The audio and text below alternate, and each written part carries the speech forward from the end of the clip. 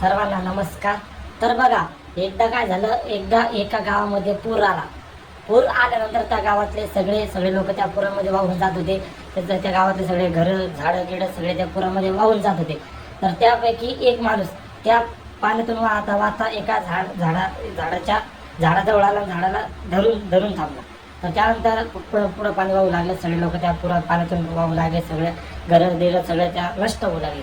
तर तो माणूस त्या झाडाला धरून थांबला, कारण की त्या माणसाला माहीत होतं की माझा देव मला वाचवेल।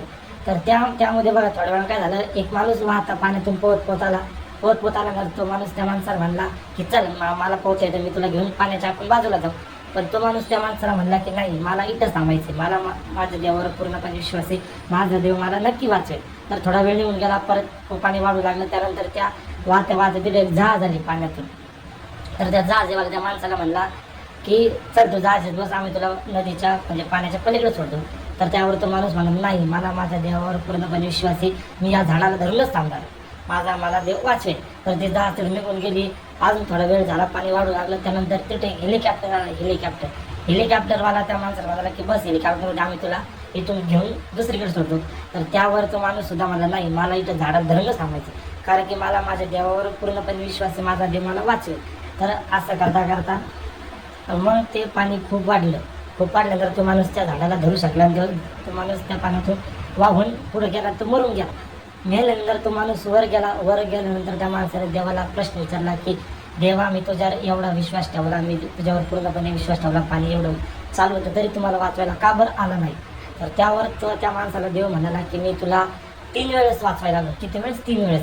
पहिल्या वेळेस मी एक माणसाच्या रूपात तुझ्याकडे आलो की पोहत पण तू ऐकलं नाही।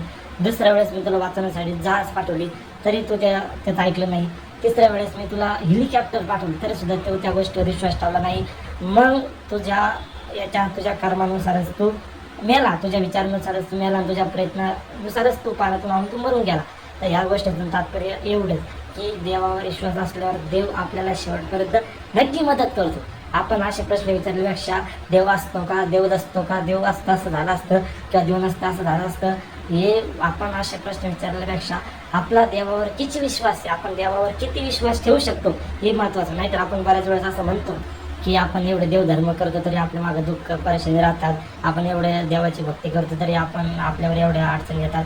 तर त्याचं कारण म्हणजे असं की आपण पूर्णपणे विश्वास ठेवून करत नाही, म्हणजे आपण भक्त करायचं म्हणून करतो, बरोबर आहे। त्यानुसार आपण देवावर जर पूर्णपणे विश्वास ठेवला, देवाची आपण पूजा केली, व्यवस्थितपणे हे केलं, नक्कीच आपल्या येणाऱ्या अडचणी दूर होतात, देव आपल्याला नक्कीच अशा प्रकारे मदत करत असतो। तर ह्या बोधकथेतून एवढंच तात्पर्य मिळालं की कशा प्रकारे त्या माणसाने देवावर विश्वास ठेवून सुद्धा तो माणूस गेला, कारण की देवाने त्याला 3 वेळेस वाचवायला मदत केली, तरी सुद्धा माणसाचा देवावर विश्वास होता, परंतु त्या माणसाचा दृष्टिकोन वेगळा होता। त्यामुळे तो माणूस काय झाला, मेला। त्या माणसाला एवढं आलं नाही की देवाने आपल्याला वाचवायला कोणतरी पाठवलेलं, त्यानुसार तो माणूस मेला। तर या गोष्टीचं तात्पर्य एवढंच की आपण जर देवावर विश्वास ठेवला, देव आपल्याला नक्की मदत करतो। धन्यवाद।